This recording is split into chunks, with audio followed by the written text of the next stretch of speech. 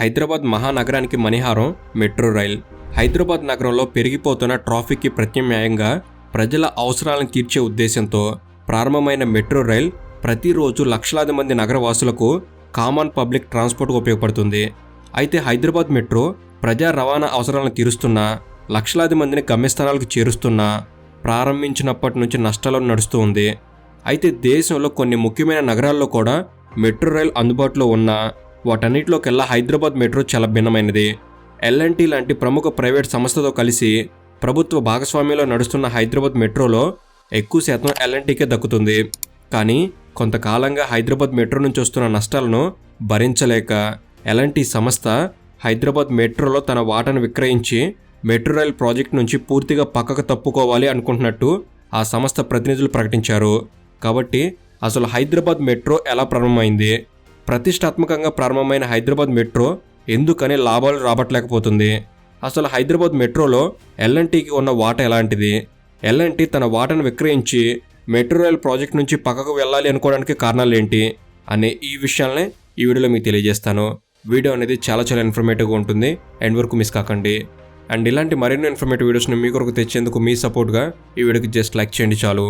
And Hyderabad వాసులకు ఒక చిన్న ప్రశ్న, ప్రస్తుతం మెట్రోలో ప్రయాణం అనేది ఎలా ఉంది, సౌకర్యకరంగా ఉందా లేదా చాలా ఇబ్బందికరంగా ఉంటుందా? తప్పకుండా మీ యొక్క అనుభవాన్ని కామెంట్ చేయండి. సో లేట్ చేయకుండా let's get into the video.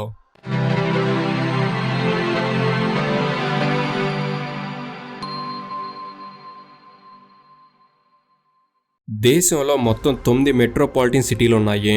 అయితే మెట్రోపాలిటన్ నగరం అంటే మెట్రో రైల్ ఫెసిలిటీ ఉన్న నగరం అనే అభిప్రాయం చాలామందిలో ఉంది. కానీ మెట్రోపాలిటన్ నగరం అంటే కేవలం మెట్రో రైల్ సదుపాయం ఉన్న నగరం మాత్రమే కాదు. సిటీలో ఉన్న జనాభా, ఆ నగరం ఆర్థికంగా అందించే చేయూత, ఇన్ఫ్రాస్ట్రక్చర్, పరిపాలన సంబంధమైన ప్రత్యేకతలు, నగర అభివృద్ధి ఇలాంటి చాలా అంశాలను పరిగణలోకి తీసుకొని మెట్రోపాలిటన్ నగరం అనే గుర్తింపిస్తారు. దేశంలో కేవలం ముంబై, పూణే, ఢిల్లీ, అహ్మదాబాద్, సూరత్, చెన్నై, కోల్కతా, బెంగళూరు, హైదరాబాద్ ఈ 9 నగరాలు మాత్రమే ఇప్పటి వరకు మెట్రోపాలిటన్ సిటీ అనే ట్యాగ్ని సాధించాయి. కానీ ఇండియాలో మాత్రం మొత్తం 15 నగరాల్లో మెట్రో రైల్ సేవలు అందుబాటులో ఉన్నాయి. మెట్రోపాలిటన్ సిటీగా పిలువబడే సూరత్లో మెట్రో రైల్ లేదు.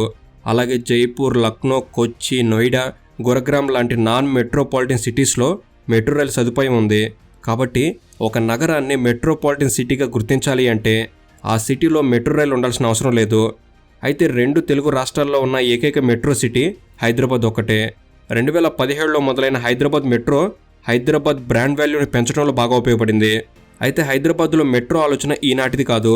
2003లో ఉమ్మడి రాష్ట్రంలో అప్పటి టీడీపీ గవర్నమెంట్ హైదరాబాద్లో మెట్రో రైల్ కోసం కేంద్రానికి ప్రతిపాదనలు పంపింది.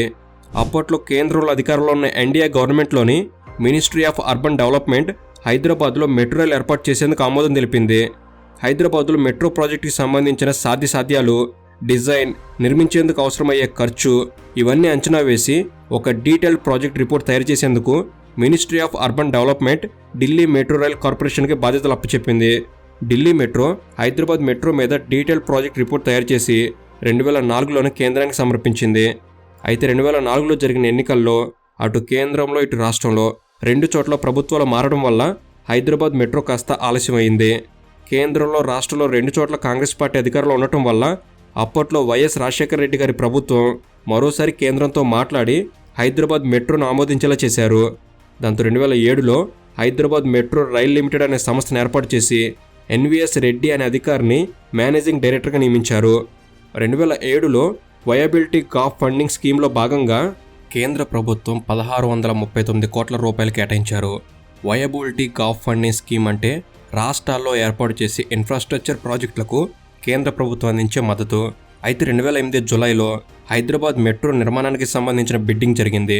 అప్పట్లో సత్యం కంప్యూటర్స్ రామలింగరాజు గారికి చెందిన మెటాస్ అనే కంపెనీ హైదరాబాద్ మెట్రో రైలు నిర్మించేందుకు ప్రభుత్వం నిర్వహించిన బిడ్డింగ్లో కాంట్రాక్ట్ దక్కించుకుంది.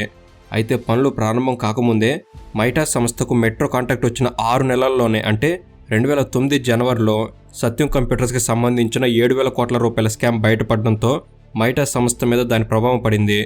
ఈ సత్యం కంప్యూటర్ స్కామ్కి సంబంధించిన పూర్తి వివరాలతో గతంలోనే ఒక డీటెయిల్ వీడియో చేయడం జరిగింది. ఆ వీడియోకి సంబంధించిన లింక్ కింద డిస్క్రిప్షన్లో ఉంటుంది, మీరు చూడవచ్చు. ఇక మన టాపిక్లోకి వస్తే మైటాస్ సంస్థ రామలింగరాజుకు చెందింది కావడంతో ఆ సంస్థకు దక్కిన మెట్రో రైల్ కాంట్రాక్ట్ని ప్రభుత్వం క్యాన్సిల్ చేసింది. ఇక 2009 ఎన్నికలు జరగడం, రెండోసారి ప్రభుత్వం ఏర్పడడం, ఆ తర్వాత 2009 సెప్టెంబర్లో ముఖ్యమంత్రిగా ఉన్న వైఎస్ రాజశేఖర రెడ్డి గారు మరణించడం, ఇలాంటి వాటి వల్ల మెట్రో రైల్ రీబిడ్డింగ్ కాస్త ఆలస్యమైంది. అయినా 2010 జూలైలో రెండోసారి బిడ్డింగ్ జరిగింది. 2010 జూలైలో జరిగిన రీబిడ్డింగ్లో L&T సంస్థ 12,132 కోట్లకు హైదరాబాద్ మెట్రో నిర్మించేందుకు కోట్ చేసి హైదరాబాద్ మెట్రోను దక్కించుకుంది. అయితే L&T ఎప్పుడైతే అధికారికంగా హైదరాబాద్ మెట్రోలో భాగమైందో, హైదరాబాద్ మెట్రో రైల్ లిమిటెడ్ మరియు L&T రెండూ కలిసి సంయుక్తంగా DBFOT మోడల్లో మెట్రో నిర్మించేందుకు ప్లాన్ చేశారు. DBFOT మోడల్లో D అంటే డిజైన్, B అంటే బిల్ట్, F అంటే ఫైనాన్స్, O అంటే ఆపరేట్, T అంటే ట్రాన్స్ఫర్. ఇలా DBFOT మోడల్లో L&T మరియు హైదరాబాద్ మెట్రో రైల్ లిమిటెడ్ రెండూ కలిసి దీన్ని నిర్మిస్తాయి. అయితే ఈ మొత్తం నిర్మాణంలో 90% ఖర్చు L&T భరించాల్సి ఉంటుంది. మిగిలిన 10% రాష్ట్ర ప్రభుత్వం ఇస్తుంది. ప్రభుత్వ సంస్థ అయిన హైదరాబాద్ మెట్రో రైల్ లిమిటెడ్ మరియు ప్రైవేటు సంస్థ అయిన L&T రెండు సంయుక్తంగా నిర్మిస్తున్నందున దీన్ని పబ్లిక్ ప్రైవేట్ పార్ట్నర్షిప్ అనగా PPP ప్రాజెక్ట్ అంటారు. దేశంలో ఉన్న ఇతర మెట్రోలన్నీ కేవలం పబ్లిక్ ప్రాజెక్టులు మాత్రమే. ఇలా PPP విధానంలో నిర్మించిన ప్రపంచంలోనే అతిపెద్ద మెట్రోగా హైదరాబాద్ మెట్రో రికార్డ్ క్రియేట్ చేసింది. అయితే మెట్రో సర్వీస్ మొదలైన తర్వాత 35 సంవత్సరాల పాటు మెట్రో ఆపరేషన్ అండ్ మెయింటెనెన్స్ మొత్తాన్ని L&Tనే చూసుకుంటుంది. ఆ తర్వాత మరో 25 సంవత్సరాల పాటు పొడిగించుకునే అవకాశం కూడా ఉంది. ఈ విషయం గుర్తుంచుకొని మళ్ళీ మాట్లాడుకుందాం. ఇక మెట్రో రైల్ ప్రాజెక్ట్ నిర్మాణం కోసం L&T తన కాంట్రాక్ట్ను చూపించి గవర్నమెంట్ బ్యాంక్ అయిన SBI నుంచి లోన్ తీసుకుంది. 12,132 కోట్ల రూపాయల వరకు లోన్ తీసుకుంది. అయితే L&T ప్రైవేట్ సంస్థ కావడంతో సంవత్సరానికి 10% వడ్డీకి లోన్ లభించింది. ప్రభుత్వం తరపున లోన్ తీసుకుని ఉంటే కేవలం సంవత్సరానికి 2% వరకు మాత్రమే వడ్డీ ఉండేది. అయితే సంవత్సరానికి 10% వడ్డీ అంటే దాదాపు 1,213 కోట్ల రూపాయలని L&T SBIకి వడ్డీగా కట్టాలి. అయితే ప్రాజెక్ట్ అనేది కేవలం బిడ్ చేసిన ధరలో పూర్తి కావు. సమయంతో పాటు ప్రాజెక్ట్ ఎస్టిమేషన్ కూడా పెరుగుతూ ఉంటుంది. అలా 2017లో హైదరాబాద్ మెట్రో ఫేజ్ 1లో మొత్తం 69.21 కిలోమీటర్ల మెట్రో ప్రాజెక్ట్ పూర్తయింది. 2017 నవంబర్ 29న అప్పటి తెలంగాణ గవర్నమెంట్ మెట్రో రైల్ని అధికారికంగా ప్రజలకు అందుబాటులోకి తీసుకొచ్చింది. అయితే 2010లో 12,132 కోట్ల వ్యయంతో మొదలైన ఈ ప్రాజెక్ట్ 2017లో పూర్తయ్యేసరికి మొత్తం వ్యయం 18,800 కోట్లు అయింది. అయితే మొత్తం ఆపరేషన్ అండ్ మెయింటెనెన్స్ అంతా L&T సంస్థ 35 సంవత్సరాల పాటు నిర్వహించాలి అని చెప్పుకున్నట్లుగానే మెట్రో ప్రారంభమైనప్పటి నుంచి మెట్రో నిర్వహణ మొత్తం L&Tనే నిర్వహిస్తుంది. మెట్రో నుంచి వచ్చే ఆదాయం నుంచే L&T బ్యాంకులకు వడ్డీ అసలు చెల్లించడంతో పాటు metro rail maintenance, power bills, ఉద్యోగుల జీతాలు ఇలాంటి ఖర్చులన్నీ భరిస్తూనే లాభాలు కూడా చూపించాలి. మెట్రో రైల్లో ఆదాయం అనేది 3 రకాలుగా వస్తుంది. 1 ప్రయాణికులు తీసుకునే టికెట్ ద్వారా, మొత్తం ఆదాయంలో ఎక్కువ శాతం దీని ద్వారా లభిస్తుంది. 2 మెట్రోలో ప్రాపర్టీ డెవలప్మెంట్ చేసి షాపింగ్ కాంప్లెక్స్లు, కమర్షియల్ ప్లేసెస్ నిర్మించి వాటిని రెంట్కి లేదా లీజ్కి ఇవ్వడం ద్వారా ఆదాయం లభిస్తుంది. మనం ప్రతి మెట్రో స్టేషన్లో చూసే షాపులు, కమర్షియల్ ప్లేస్లు, వీటితో పాటు గలేరియా మాల్, షాపింగ్ కాంప్లెక్స్లు ఇవన్నీ వీటి కిందకు వస్తాయి. ఇక 3 మెట్రోలో ఇచ్చే యాడ్స్. మెట్రో ట్రైన్స్లో, స్టేషన్స్లో, మెట్రో పిల్లర్స్ మీద ఇలా చాలా చోట్ల యాడ్స్ కనిపిస్తుంటాయి. మెట్రో ఆదాయంలో యాడ్స్ ద్వారా వచ్చే ఆదాయం కూడా ఉంటుంది. అయితే మెట్రో మొదలైన మొదట్లో ప్రయాణికుల నుంచి మంచి స్పందన లభించింది. 2017 నవంబర్లో మొదలైన మెట్రో 2020 మార్చిలో కరోనా లాక్డౌన్ మొదలయ్యే వరకు రోజుకు 3 లక్షల మంది మెట్రోలో ప్రయాణించేవారు. 2020 మార్చిలో లాక్డౌన్ మొదలైన తర్వాత దాదాపు 169 రోజుల పాటు మెట్రో ఆపరేషన్స్ పూర్తిగా స్తంభించిపోయాయి. లాక్డౌన్ తర్వాత మెట్రో తిరిగి ప్రారంభం అయినా కూడా ప్రయాణికుల నుంచి స్పందన మాత్రం తక్కువగానే వచ్చింది. మొదట్లో రోజుకు 3 లక్షలకు పైగా ప్రయాణికులతో నడిచే మెట్రో లాక్డౌన్ తర్వాత కేవలం 2 లక్షల మంది మాత్రమే ప్రయాణించేవారు. అయితే మెట్రోలో టికెట్ ధరలు ఎక్కువగా ఉండటం, ఆర్టీసీ, MMTSలో ఉన్న విధంగా విద్యార్థులకు, ఉద్యోగస్తులకు పాస్లు లేకపోవడం వల్ల మెట్రో ఎక్కే వారి సంఖ్య తక్కువగానే ఉండేది. దాంతో మొదటి నుంచి మెట్రో నష్టాల్లో నడిచింది. అసలే నష్టాలు అనుకుంటే కరోనా వల్ల మెట్రో మరింత నష్టాల్లోకి వెళ్ళింది. 2020-2021 ఫైనాన్షియల్ ఇయర్లో హైదరాబాద్ మెట్రో 1,766 కోట్ల రూపాయల నష్టాలు ప్రకటించింది. 2022లో 3వ కారిడార్ ప్రారంభమైన తర్వాత మెట్రో ప్రయాణికుల సంఖ్య 4 లక్షల వరకు పెరిగినా లాభాలు మాత్రం అనుకున్నంత రాలేదు. అయితే దేశంలో ఉన్న ఇతర అన్ని మెట్రోలు నష్టాల్లో నడుస్తున్నాయి. మెట్రో రైలు నష్టాల్లో నడవడానికి ముఖ్యమైన కారణం ఆపరేషనల్ కాస్ట్ ఎక్కువగా ఉండటం. ఈ ఆపరేషనల్ కాస్ట్ వల్ల ప్రతి మెట్రో సర్వీసులని నష్టాల్లో నడుస్తూనే ఉన్నాయి. అయితే అవన్నీ ప్రభుత్వ ఆధ్వర్యంలో నడుస్తున్న మెట్రో సర్వీసులు కాబట్టి నష్టాలను ప్రభుత్వాలు భరిస్తున్నాయి. కానీ హైదరాబాద్ మెట్రో పూర్తిగా L&T ఆధ్వర్యంలో నడుస్తుంది. కాబట్టి నష్టాలైనా లాభాలైనా ఎల్ఎన్టీనే భరించాల్సి ఉంటుంది. అయితే ఇంతకు ముందు చెప్పుకున్నట్టు 2017లో మెట్రో ప్రారంభమైనప్పటి నుంచి 35 సంవత్సరాలు ఎల్ఎన్టీనే మొత్తం నిర్వహణ చూసుకుంటుంది. దాన్ని బట్టి 2052వ సంవత్సరం వరకు ఎల్ఎన్టీని మెయింటైన్ చేసే అవకాశం ఆ సంస్థకున్నా కూడా కేవలం 7 సంవత్సరాలకి ఎల్ఎన్టీ మెట్రో రైలు ప్రాజెక్ట్ నుంచి తప్పుకోవాలి అనుకుంటుంది. నిజానికి 2023లోనే ఎల్ఎన్టీ మెట్రో రైలు నుంచి వస్తున్న నష్టాలను చూపించి మెట్రో టికెట్ల ధరలు పెంచుకునేందుకు అనుమతి కావాలి అని అప్పటి తెలంగాణ గవర్నమెంట్ను కోరింది. 2023లో మెట్రో రైలు మొత్తం అప్పు 13,000 కోట్ల రూపాయల వరకు ఉంటుందని ఎల్ఎన్టీ అధికారులు ప్రభుత్వానికి వివరించారు.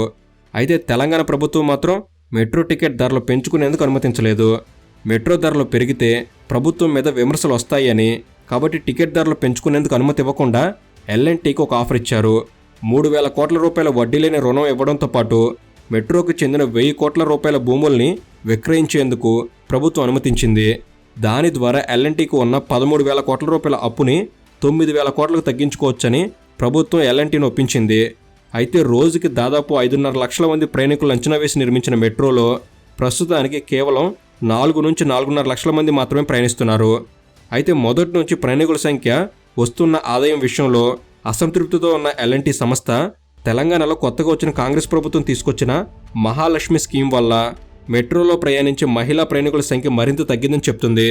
దాంతో ఎప్పటి నుంచి ఎల్ఎన్టీ అనుకుంటున్నట్టుగా హైదరాబాద్ మెట్రో రైల్ ప్రాజెక్టులో ఆ సంస్థకున్న 90% వాటాను విక్రయించి పక్కకు తప్పుకోవాలి అనే ఆలోచన చేస్తున్నట్టు L N T president CFO Shankar Raman ఒక మీడియా హౌస్కి ఇచ్చిన ఇంటర్వ్యూలో ఈ విషయాన్ని స్వయంగా చెప్పారు.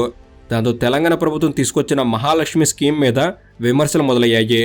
అయితే ఎల్ఎన్టీ హైదరాబాద్ మెట్రోలో తన వాటాను విక్రయించే ప్రక్రియ ఇంకా మొదలు కాలేదు. కానీ 2026 సంవత్సరం కల్లా ఎల్ఎన్టీ హైదరాబాద్ మెట్రోలో తన వాటాను విక్రయించబోతున్నట్టు కంపెనీ తెలిపింది. అసలే నష్టాల్లో ఉన్న మెట్రో దాదాపు 9,000 కోట్ల రూపాయల అప్పులు, అదీ కాక ఎల్ఎన్టీ లాంటి సంస్థ కూడా హ్యాండిల్ చేయలేకపోయిందనే వాస్తవం. వీటన్నిటి మధ్య హైదరాబాద్ మెట్రోలో 90% వాటా కొనుగోలు చేసేందుకు ఎవరు ఆసక్తి చూపిస్తారనేది పెద్ద ప్రశ్న. అయితే హైదరాబాద్కు చెందిన గ్రీన్కో అనే సంస్థ ఈ వాటాను దక్కించుకుంటుందనే రూమర్స్ వస్తున్నాయి.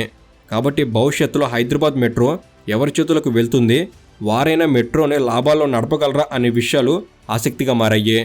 సో ఇది ఫ్రెండ్స్, హైదరాబాద్ మెట్రో అమ్మకం వెనుక ఉన్న పూర్తి కథ. ఈ వీడియో అనేది మీరు కొన్ని కొత్త విషయాలు తెలుసుకోవడంలో ఎంతో కొంత ఉపయోగపడిందని భావిస్తున్నాను. ఈ వీడియో కనుక మీకు నచ్చినట్లయితే జస్ట్ లైక్ చేయండి చాలు. ఇలాంటి మరెన్నో ఇన్ఫర్మేటివ్ వీడియోస్ ఇక్కడ నుంచి రాబోతున్నాయి. వాటిని మీరు కూడా పొందేందుకు తప్పకుండా మన తెలుగులోనే సబ్స్క్రైబ్ చేసుకుని బెల్ని ఆల్లో పెట్టుకోగలరు మనవి. Thank you for watching. Have a good day.